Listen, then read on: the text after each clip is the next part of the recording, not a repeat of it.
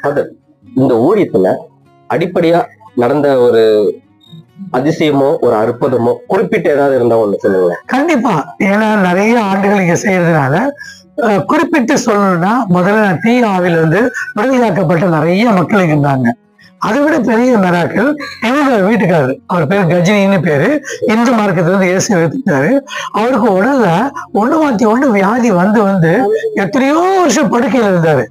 ஆனாலும் பரலோகத்தின் தேவன் அவர் ஜீவனை கிருபையா காப்பாத்துறாரு. ரொம்ப பெரிய மகிமையான சாட்சி. கிட்டத்தட்ட ஒரு எத்தனையோ வருஷம் உடம்பு சரியில்லாம இருந்தோம். 7 வருஷம், கிட்டத்தட்ட 7 வருஷம் உடம்பு சரியில்லாம இருந்தோம். கடவுள் ஜீவனை காப்பாத்தி உடம்பு சரியில்லாம இருக்கிறோம். மறுபடியும் சபைக்கு வருவாரு, திரும்ப எடுப்பாரு, மறுபடியும் மைனர் மாதிரி நல்ல மாப்பிள்ள மாதிரி எழுத முடியாது. ஆனால் நல்ல ஒரு ஜீவனுள்ள சாட்சியா அவரை எழுப்பி நல்ல ஒரு கர்த்தர் நாமத்தை மகிமையா இந்த ஊர்ல அவரை பார்த்து அனைவரும் கிறிஸ்துவுக்குள்ள வரக்கூடியதா இருந்துச்சு. தெய்வீக சுகம், தீய ஆவிலிருந்து விடுதலை. முக்கியமா அந்த சிறு பிள்ளைகளை பாத்தீங்கன்னா, இந்த கிராமத்துல இருந்த பிள்ளைகள் எல்லாம் நிறைய புற மத பிரிவை சேர்ந்த பிள்ளைகள்.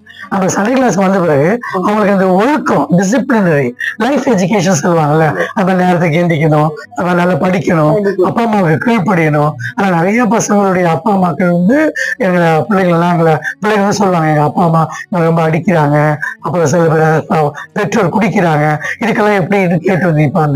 நாங்க சொல்லிக் கொடுக்குற அந்த சின்ன சின்ன நல்ல ஒழுக்கங்கள் இன்னைக்கு அந்த பிள்ளைகள் எல்லாரும் நல்லா படிச்சு நிறைய பேர் வேலைக்கு போறவங்களுக்கு நிறைய பேர் மாறி வந்துருக்காங்க. அது கடவுளுடைய பெரிய அற்புதம். முதல்ல தீய ஆவிலிருந்து விடுதலை, தெய்வீக சுகம், எல்லாத்துக்கும் மேல வாழ்க்கையை எப்படிதான் வாழணுங்கிற இந்த ஊழியத்தின் மூலமா இந்த கிராம பிள்ளைகளை கற்றுக் கொடுத்துருக்கோம். அது மிகப்பெரிய ஆசீர்வாதம்.